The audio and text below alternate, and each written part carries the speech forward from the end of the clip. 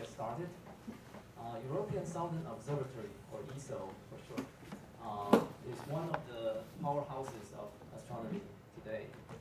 It's our great honor to have ESO's Director General, Professor Tim de Zeeuw, to visit us and give a colloquium today.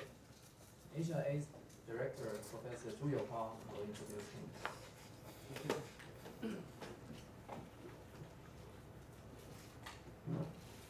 Well, it's a great pleasure for me to introduce Tim today. I've met him several times in different occasions, like at Aura member meetings. He was on the board and chaired the board. And then we met at the Hubble Space Telescope proposal review, and he was the chair of the big pack. So he has high positions, and I was just one reviewer or one panel chair. Well, Tim got his bachelor's degree in mathematics in 1976. He got an astronomy bachelor's degree in 1977. Then he got a PhD in astronomy in '84, all at the Leiden Observatory. After that, he went to the U.S. and went to the Institute for Advanced Study in Princeton. And then he went to Caltech as a senior research fellow. In 1990, he went back to Holland and became professor of theoretical astrophysics, professor of theoretical astronomy at Leiden University. Then while he was at Leiden University, he created this program called NOVA. It's a mission to train young astronomers for at a highly international level to carry out the frontline research in the Netherlands. And the results of this NOVA program, they trained a lot of Dutch young astronomers. They participated in the development of VLT, Very Large Telescope instrumentation, then ALMA Band 9 development, and also instrumentation for JWS, James Webb Space Telescope. And then in 2003, he became the director of Leiden Observatory. In 2007, he became the Director General of European Southern Observatory. So that's a great position. So he has been the Director General for almost 8 years. And during his tenure, he initiated this EEL, Extremely Large Telescope, which is a 39.3 meter telescope, the largest telescope in the world. And they have already started the construction. Okay, so that's really great. And as for science, he doesn't just, usually administrators, they first do science. They do great science, they become great scientists, and then they are bestowed with also great responsibility to lead all this development. So Tim he was a theorist training. So he worked on formation, structure, and dynamics of galaxies. And he also worked on dark matter, halo of galaxies, etc. And there's one thing he found it at Leiden University, which is very important. He was a co-founder of Lorentz Center, which I enjoyed greatly. I went there for a meeting a few years ago, and I got this mug that says Lorentz Center. I appreciate it. I like it very much. I checked it in the suitcase and broke. So it broke my heart too. You want another one? Okay, well, without much ado, and so Tim is going to tell us about this building the world's largest optical telescope at ESO. I bet it's going to be the 39-meter telescope, and others.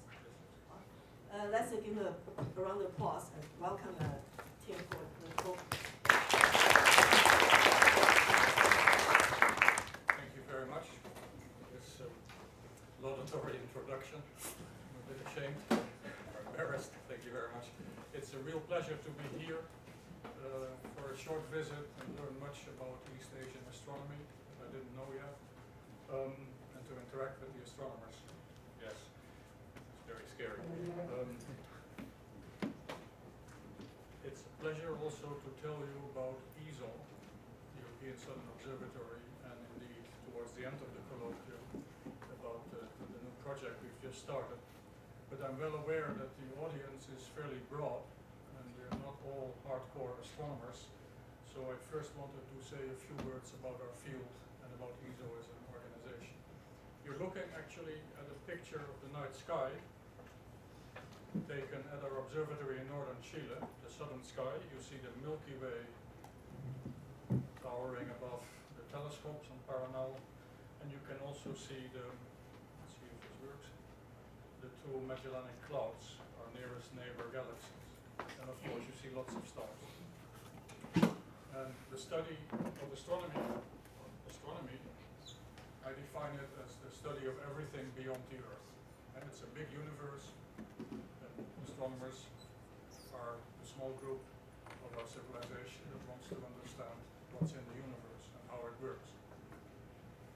And as I believe all of you will know, the objects in it are generally very far away. And that means they appear very small and faint. In fact, the stars that you saw in the previous picture are all individual suns. We only see them at night because they're very far away and therefore they're faint. To learn more, we use instruments, we use telescopes. And the bigger the telescope, the bigger the angular resolution, the sharpness of vision, and the bigger the sensitivity. You can see even fainter objects. Unfortunately, we cannot yet fly to the stars. There are stories that ESO in its basement is secretly building a starship. I wish it was true, but it's not the case. So that's why I said all we can do is observe. Except in the solar system, there we can fly. We send probes to the nearby planets and their moons. But anything else, it's not possible for today's engineering. And it may not even be possible in practice by the laws of physics as we understand. So we observe, and what we do, ever since the time of Galileo, we use technology to help us with the observations. And of course today we can look at electromagnetic radiation from objects in the universe across the entire spectrum. We can do that from the ground in the visible regime, to which our eyes are sensitive as well, and in the radio regime. We can listen to radio waves from the universe. All the intermediate, both shorter and longer wavelengths, and from radio to from the deep infrared and also the X-rays and the gamma rays. There are radiation coming from the universe as well, but the only way to study those is to launch satellites above the atmosphere. Look there, because we are luckily shielded from that radiation by our atmosphere. We would not be very healthy if we got all the gamma rays from the universe on our bodies every day. And the interesting thing is that astronomy, the progress in astronomy, has of course been helped by great theorists who understood the law of gravitation and many others, but it is being driven mostly by the advances in technology, because that makes the tools better to study the universe. And as I hope you all know, the generation that's in this room is in a very special moment in time. The technology we now have allows us to do two things at the same time. Look at objects that are extremely faint because they're really far away, and therefore the light has traveled maybe 10 or more billion years to get here. It's almost all the way back, 13 billion years, to the beginning of the universe. So by looking in the right way at the night sky with powerful machines, you can look all the way back in time and see how the universe began. And that same technology, by coincidence, allows us to also detect extremely faint light close to bright stars, faint reflected light of planets orbiting other stars. And that's something that interests many in our society for many centuries. This was philosophy. Could there be other planets? Could there be life elsewhere in the universe? Lots of philosophy, lots of books, lots of science fiction movies, and it's our generation that now has the tools to actually go and look and detect these planets. And today there are about 2,000 stars known with planets orbiting them. We don't know very much yet about these planets, but we know they're there. And that's quite exciting. So it's quite a big subject. And this is where the European Southern Observatory comes in, ESO. Was created in 1962 after about 8 years of discussion discussion between senior astronomers in Europe who had understood that after the Second World War, private fortunes in California had been tapped to build the next generation telescopes. And in Europe, the leading astronomers thought, we need to do something, because if we don't have the latest technology, we will not be able to compete. And then they made a very important conclusion. They drew a very important conclusion. They realized they could not do this individually in the countries. They could only do it if they pooled the resources. It took 8 years to set up an organization. That was done in 1962.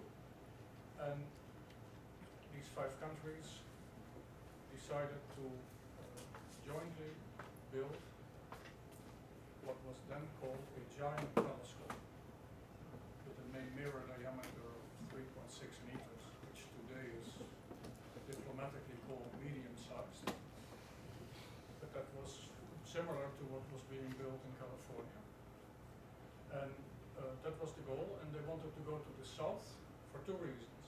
There was much to discover in the south, because there were very few telescopes. And more, on top of that, the bulk of the Milky Way, and in particular the central bulge, and the Magellanic Clouds can only be seen from the south. So they said we go to the south. And that goal was achieved in about 10 years' time, when an observatory is built in Chile on a mountain called LaSilla, the seat, which has, there's a picture here on the left, I'll show something, a few more pictures later on. That was achieved in about 10 years' time, and then the ESO original program was sort of done. But the founding fathers had realized that if this worked well as a partnership, then maybe one should do something else. And there is a lot of history, a lot of work that happened in the meantime, which I will not go through chronologically, but I simply fast forward to today. And today, ESO has 14 member states in Europe, with both Poland and Brazil nearly finalizing their accession agreement, so there will be 16. And those countries hold about 30% of the world's astronomers.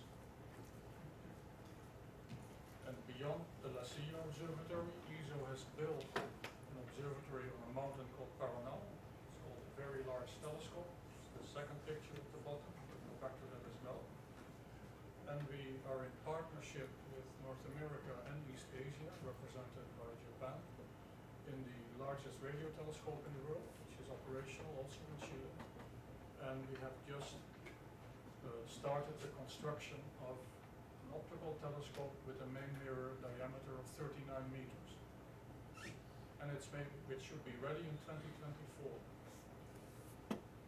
And it's maybe useful to think for 10 seconds that in only 60 years' time, which is a long time, we can go from a 3.6 meter telescope to something that has a diameter that's 11 times as big, and therefore a surface area that's the square of that, which is an enormous sensitivity, and it's an enormously challenging technological project, because the bigger the telescope, the sharper the image, the better you have to guide, the stars appear to move in the night sky, etc., etc. And that shows how we use developments in technology, which of course we've also seen in other aspects of our society. Okay, yes, oops.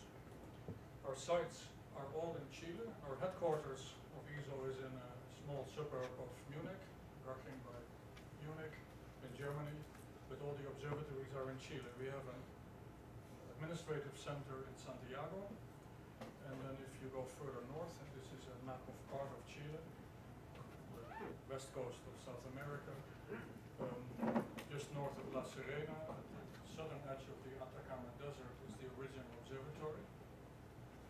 At the time it was found, there was not too much searching done for mountains further north, which is really inhospitable. But the VLT is on Paranal, very close to the ocean. The ELT will go on Amazonas, close to Paranal. And indeed, the ALMA project is on a plane called Chasnantur, which you also see indicated. It's close to the border with Bolivia and Argentina, and the radio telescope is at an altitude of 5,000 meters, which I will explain in a moment why that is. Here's a picture of the original observatory, and for most people this looks like an observatory. You have a mountain with a lot of domes, and there are telescopes in them. Normally there are astronomers in them at night looking for the telescope, or that the detectors do it. In its heyday, most of these small domes in the front, and then there is the living area all the way in the front, were used for small national telescopes. They're now nearly all of them robotic, run by small consortia back in Europe. But the two big domes, the one that's quite evident on top, holds the 3.6 meter, the original goal of ESO. It has a single astronomical instrument. It's an instrument called ARPS. And what it does, it measures very accurately radio velocities of stars. And what they're looking for is the reflex motion of a planet running around it.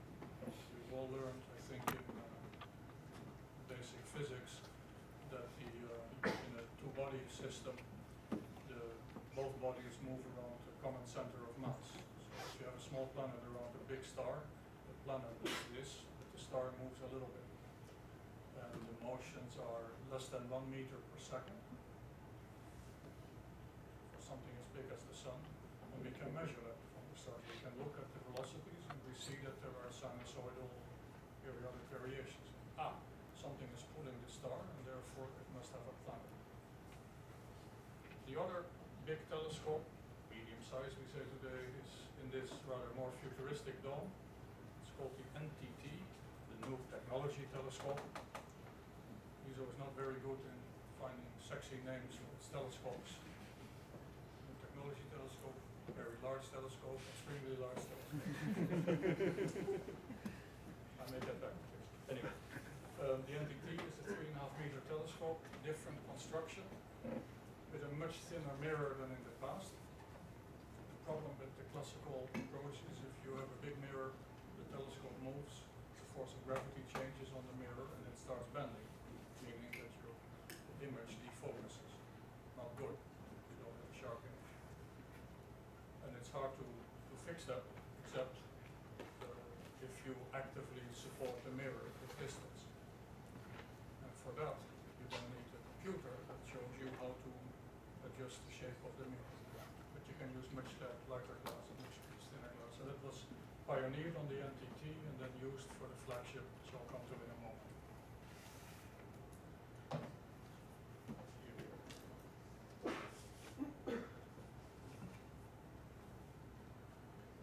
This is a recent picture taken of the Paranal Observatory. It was a lovely mountain until ESO got its hands on it and took the top off and created a platform for the telescopes. You're looking due west to the Pacific Ocean. You see a cloud cover that is at an altitude of about 800 meters. And it's almost always there because the water is very cold in the Pacific. It's caused by the cold Humboldt Stream. Keeps the water vapor low, the clouds are low, all the water vapor is below it, and above that level you have one of the driest deserts on the planet.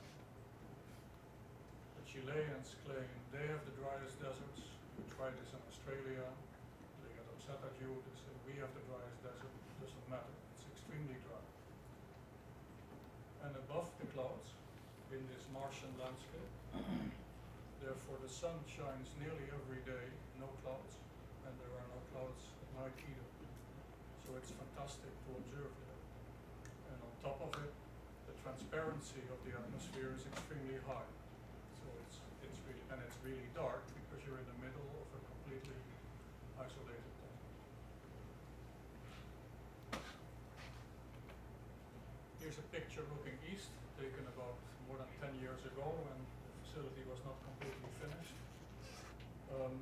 The distance of the mountain in the back, famous volcano in Chile, extinct, is it's not the one that's been blowing up recently, it's much further south. That volcano is 200 kilometers away. And if you try to find any evidence of human presence in between our observatory and that volcano, it's going to be very, very hard. There's nothing except one mine more than 150 kilometers away. It's a big hole in the ground. And that is because it's completely isolated. It's a really, really dry desert. No vegetation. I already mentioned the transparent skies. This is a panorama of 360 degrees taken at night, obviously, on top. You see the telescopes here. Here's the Orion constellation upside down, because the bigots in the northern hemisphere say, Chileans say that it's upside down in the northern hemisphere. Some of you will recognize it, the Magellanic Clouds. This is the moon eclipsed by the, it's the moon eclipsed by the Earth, actually. And this is the zodiacal light, the dust in the plane of our ecliptic, where the planets are, and this is Venus. And the thing to note is that you can see stars essentially all the way to the horizon, which is not what we do professionally, but it shows how incredibly transparent the atmosphere is. And the picture below is sunset when the domes have just opened. Here's an aerial picture of the same facility with some of the telescopes indicated. There are 4 fairly big buildings, each of which holds a single telescope with an 8.2 meter mirror. UTs, the unit telescopes. They all have multiple positions for instrumentation, spectrographs and imagers. But the telescopes can also be used together. The light can be piped under the mountain through ducts and can then be combined either incoherently, so that you have 4 8-meter telescopes collecting the light. It's like a 16-meter sensitive telescope. Or coherently, and that is when you do optical interferometry and get incredible angular resolution. I'll come back to that in a moment. We use the big telescopes for interferometry only 50% of the time, and the rest of the time they're used independently for lots of science programs. But then we use the small ones that you see in front, the 4 auxiliary telescopes, 1.8 meter mirrors, to do interferometry. And by doing interferometry, with that I mean that you combine, the 4 telescopes look at the same object, the light is combined coherently, and then these 4 telescopes mimic a telescope with a diameter equal to the largest distance between the elements, but of course not with the sensitivity, because the mirror is not filled. But by having Earth rotation, you can actually make very sharp images, and we can even relocate the small telescopes on the platform to the various docking ports that you see here, these little squares, to get different combinations of baselines and get sharper and better images. And then to complete it, there is a survey telescope for the optical, also on the platform, 2.5 meters, and a 4 meter infrared telescope optimized for surveys on a nearby peak. And this whole system, the 4 telescopes, the tunnels of the interferometer, the small ones, and the 2 survey telescopes, it's built as one giant integrated system, and it's run from one building. So those of you who don't think about astronomy all the time that astronomers sit by themselves in the dome looking through a telescope, those are over. They sit in any case behind a computer screen. And we put all the computer screens in one area so that everyone learns from each other. They're not even in the dome. Here's a schematic that puts names to various instruments that some of the astronomers in the audience may have actually used. And it tries to convey that it's an integrated system. And if you have 3 instruments per telescope and you have 4 telescopes, that provides you then with 12 very powerful instruments that are tuned to almost any need that you have. There are very powerful images, and there is a whole set of spectrographs. If you, for an astrophysical problem, need a particular wavelength range and a particular resolution, spectral resolution, we probably have the instrument.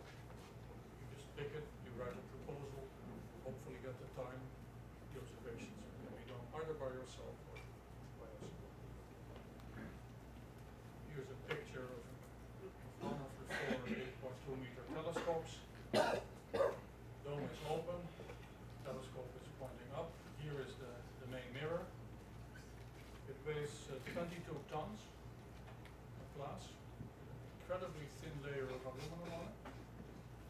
The glass disc on which the aluminum sits is 17 centimeters thick, and that means that the aspect ratio of 8.2 meters over 17 centimeters is the same as a thin contact lens, and it's just as floppy. So it's actively supported to keep it in perfect shape so that the images are sharp. And I think you all know how this works. The light comes in from the top, hits the big mirror, goes to the secondary here, 1 meter across. It's active, and that sends the light down where this piece of equipment you cannot see because of this ring. It can send it straight through the cassegrain focus, or it can go left or right to the 2 Naismith foci, and each of these positions is a fixed instrument.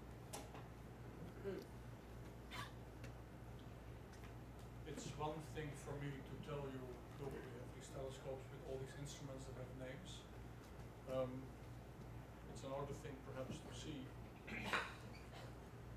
Yes. Here are all the instruments.